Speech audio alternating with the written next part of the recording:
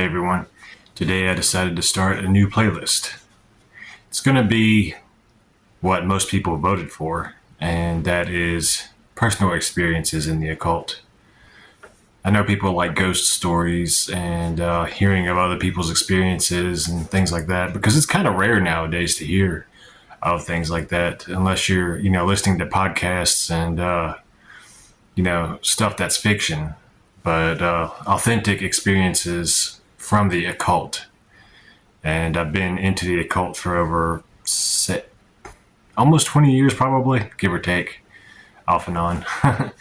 But today is going to be a topic that is close to my heart, and that is experiences I've had over the years with the great old ones of the Cthulhu mythos. Disclaimer, a lot of people will say that the old ones do not exist and that they were created by the fiction author H.P. Lovecraft. But you could honestly say the same thing about a lot of different spirits and different races of spirits. It's like a chicken or egg paradigm where it's like, what came first? The person wrote about the being or the being existed?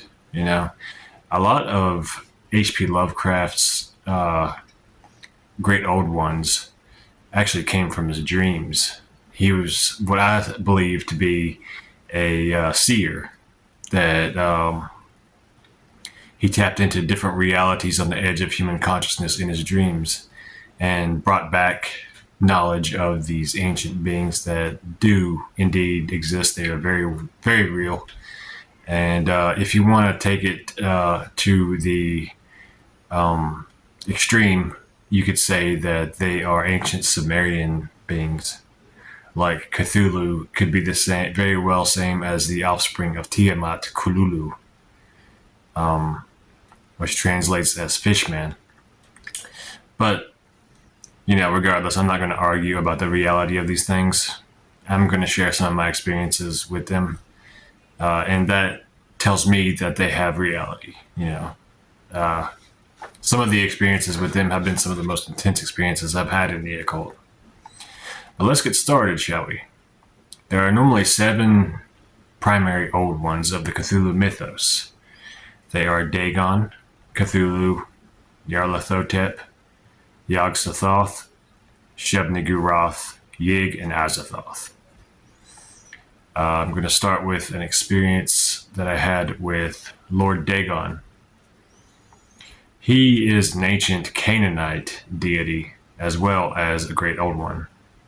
He's associated with mermaids, mermen, and what H.P. Lovecraft called the deep ones of the Cthulhu mythos.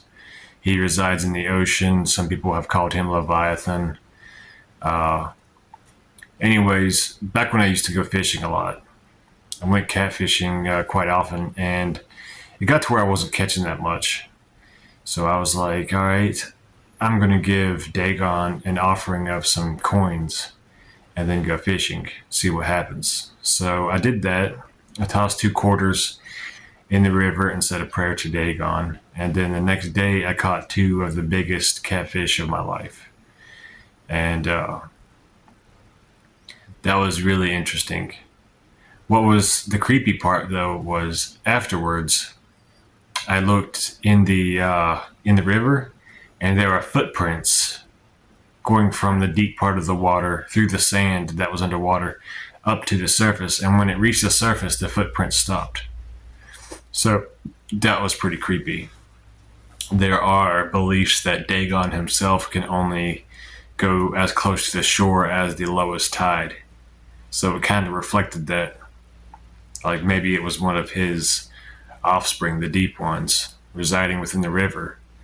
And they're slightly out of phase with our reality in like a parallel type of way. So they can interact with our reality at certain times and in certain places. So that was really cool. The next one up, experiences with the great old one. Probably the most famous great old one is Cthulhu.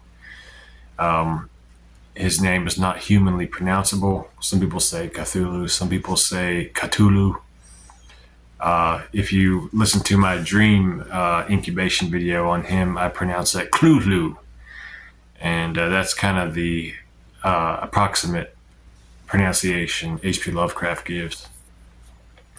Anyway, he is called the Master of Dreams, and after having some experiences with him, I would believe it, because most of them involved really, really powerful, intense dreams. Have you ever had a dream where it's like you woke up and it was like, holy shit, what just happened? And you're shaking and your heart's racing and you're sweating and stuff. That's the kind of dreams he induces.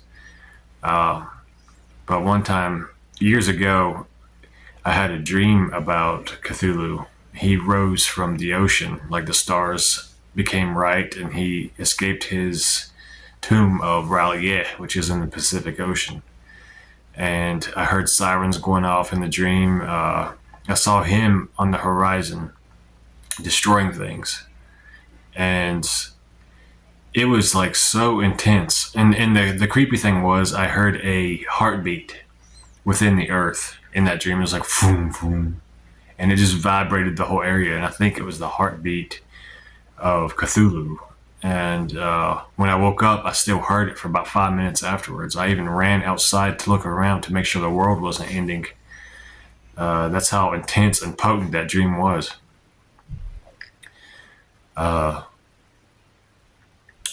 There was another experience that I had in the stone circle that I have set up. And I did this ritual with someone to Cthulhu.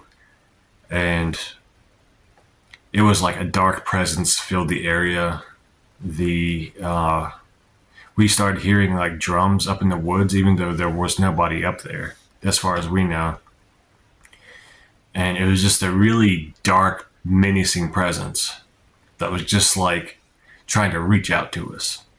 And we heard the flapping of wings up in the air. I think it was the same as the dark winged ones of the Cthulhu cultists that I mentioned in one of my 13 Gates videos. It was a really fear-inducing experience, but it was potent and it was really intense. Dream incubation, he has control over, so if you invoke him before you sleep, you can usually enter other people's dreams and things like that. The next one, probably my favorite out of all the great old ones, would be Nyarlathotep. The myriad-formed messenger, god of 1,000 forms, the black man of the witch's sabbath. Ever since I first heard about him, I felt drawn to him. Back when I was like 16, 17, I picked up the Necronomicon Wanderings of Alhazred book, and it mentioned him in it. And I felt, I guess you would say, connected with him more so than the others. And his depiction was a man wearing black robes and wearing a hood, and had a cowl over his face, and he wanders the desert. And no one knows why he wanders the desert. He is said to be the most potent of all the great old ones, the most powerful. He is the soul and messenger of Azathoth and the dancing gods of chaos, which forms the structure of the universe. So he's like the will aspect of existence. I've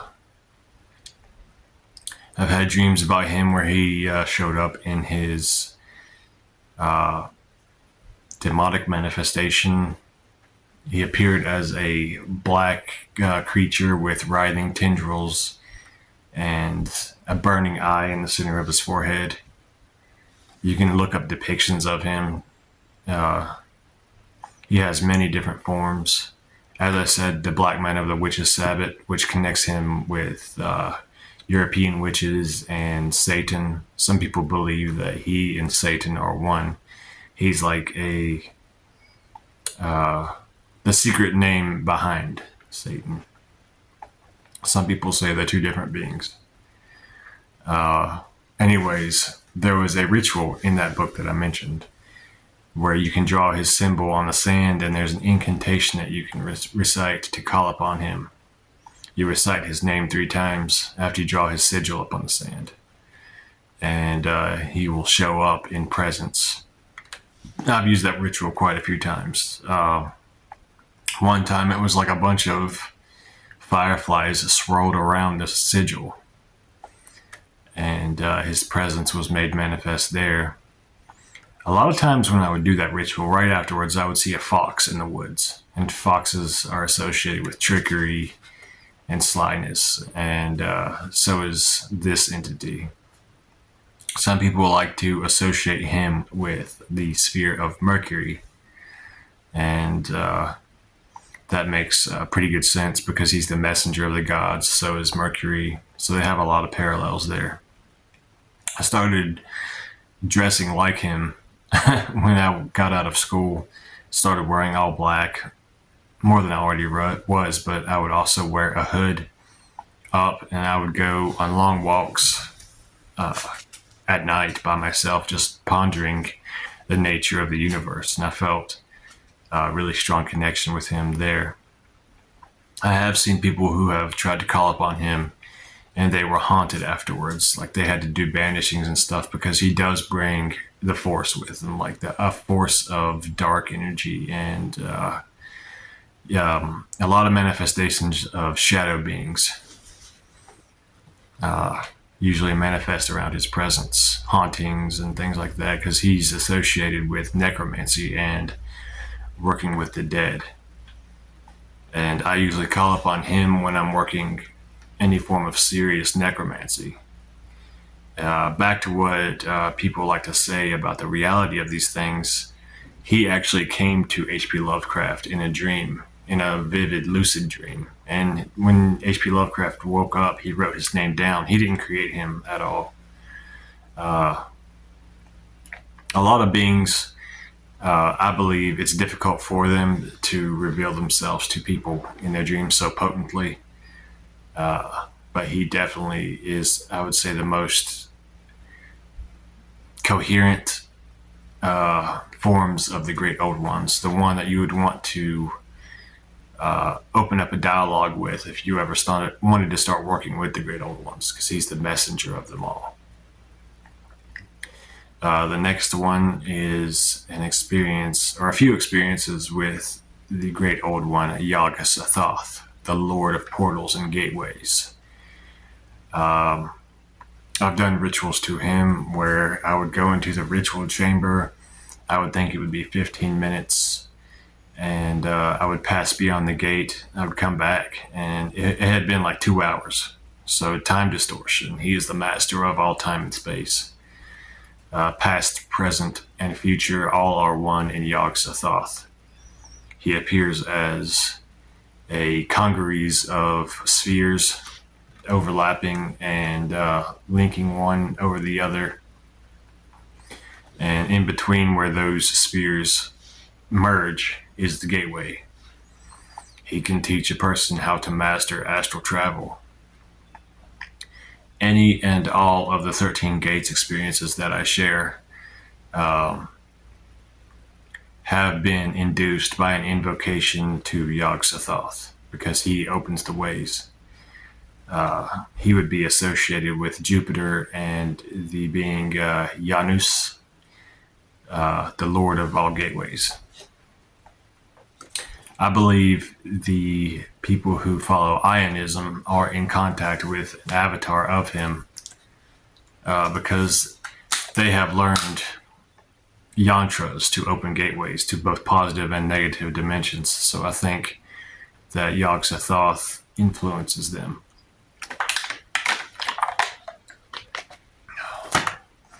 I've also went to graveyards high up on hills, and on Halloween night invoked him to open the gateways for the spirits of the dead to come out and wander around and just have a fun time, during that time of Halloween when the veil is thinnest anyways. And that was a pretty interesting experience. I saw a bunch of different shadow beings come through that, and some things you can't really put into words, but when you open the gateways of Yog-Sothoth, it's like it shits a different aspect of your reality. It opens up your mind to greater possibilities each time. The next one is Shub-Niggurath. That is one of the names of a very lustful and chaotic form of Lilith. One time I did a ritual near a river to call upon her. It was from the online grimoire Liber Logaeth, which can be found on Chaos Matrix website. And it has to do with the Goat of 1,000 Young, which is one of her titles. And the Talisman of Yi, you hold it up when you summon her, and her 1,000 Young. And that can be used to bring love or sexual experiences into your life. I've had a few dreams with her. She doesn't seem to enter dreams as much as the other great old ones, especially Cthulhu. But she can induce a lot of different sensual pleasures and a lot of things that have to do with lust and sex energy. Also, there's a lot of astral experiences that can be had working with her. I have taken a stone and dedicated it to her and turned it into an astral temple of sorts where I could go there and practice different tantra techniques. And that was a fruitful experience. The next one of the great old ones is Yig, the great serpent god. He is the same as Damballa of the voodoo belief system. He is the same as Apep, the the sun devourer. Basically, he's described as the archetype of all snake gods, and he is the father of serpents. I had a really scary experience working with him because I was experimenting with the Dark Sphere casting of the Nocturnicon one year. And I was like, all right, what happens if I call his name out in all the directions as I'm casting the Dark Sphere? I did that, and I felt his presence, and I saw a lot of different snake-like visions, and things that had to do with the Kundalini, because that's called serpent power. And it was like the worst case of anxiety attack I've ever had came at that time. I saw almost like an eye floater after that, and it got bigger and bigger, and it was like there was a hole being ripped in the fabric of reality itself. So he was one to be definitely cautious of working with because he's really unpredictable. But I have had good experiences with him as well. Because I also study and sometimes practice shamanism because I'm part Blackfoot and Cherokee. And I try connecting with my ancestors on occasion.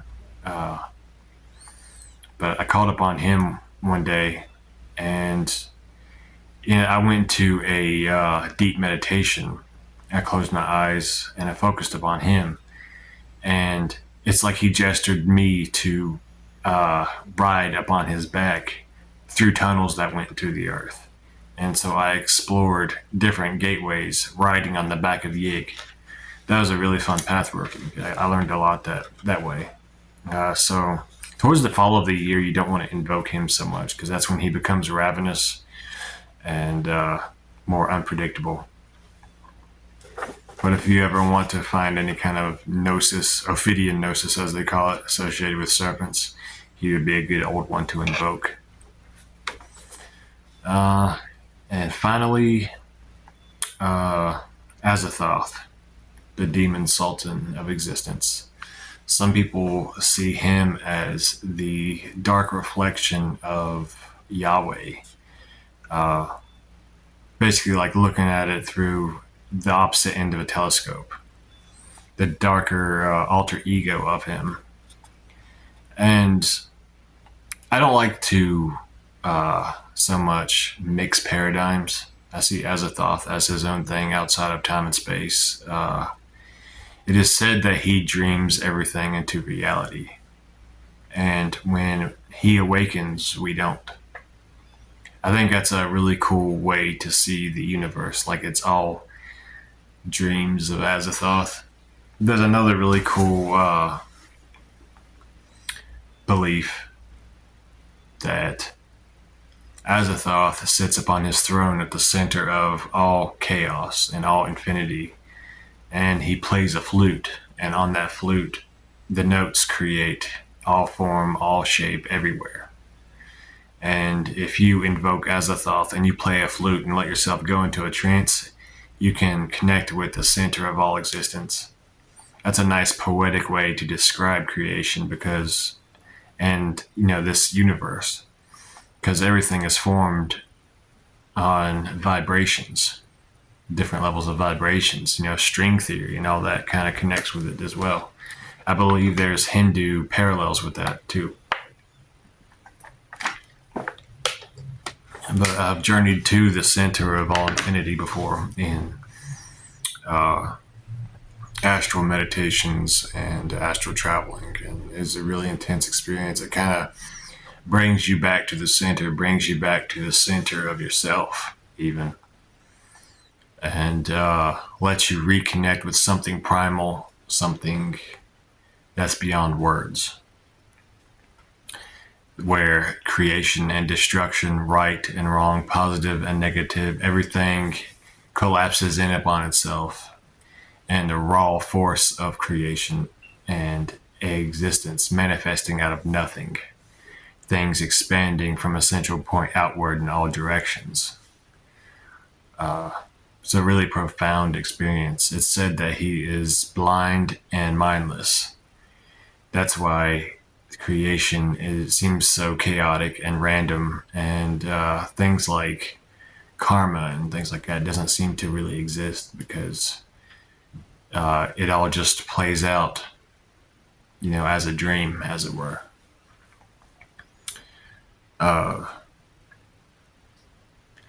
That would be the most transcendental being that I've invoked, probably besides Yog-Sothoth. Some physical things that I've noticed with these beings is trees being uprooted. Like sometimes after working a ritual in the stone circle, like a tree branch high up in a tree would get ripped off as if a giant came over there and just ripped it off, that was invisible. There could be like no wind at all, and you just hear a crash. And I've seen trees that were blown over as if a huge gust of wind just struck the tree and ripped it out of the ground. These were healthy trees too. These weren't like dying trees or anything. And that just shows the reality and the force that these beings have behind them. I believe it's a worthwhile pursuit in the occult to work with the great old ones. I believe they have as much power, if not more power, than the Goetic spirits, because they tap into archetypes and ancient energies that predate humans' ability and seeming tendency to try to categorize everything. I think when you overly categorize stuff, it becomes less potent.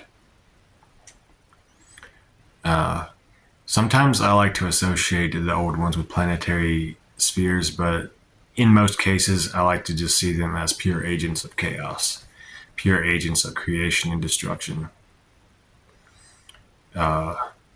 It's definitely been a journey working with them.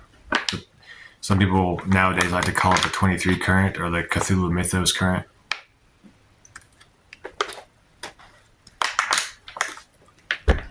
It's not all positive experiences. Some of them have been completely terrifying. One time I was up in the stone circle working a ritual with somebody, and when we left the stone circle, when we closed the ritual, we could both feel that something was watching us from the sky, and it was like descending down to us. And I had to think really fast, and I put both my hands in the sign of what's called the elder sign. That's where you go like this. Cross your middle finger over your ring finger, put your pinky finger up, and you connect your middle finger or your index finger to your thumb. Anyways, I had to do that with both hands, and I pointed my hands to it in the sort of like a ceremonial magic commanding posture, like that.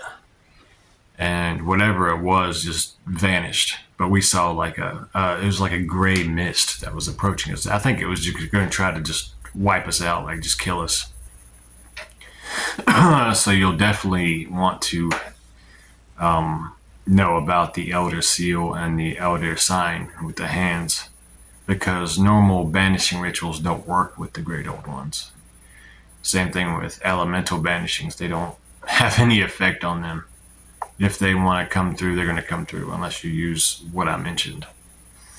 Because the elder sign calls upon the very foundation of existence and the nullification of the energies that those beings represent.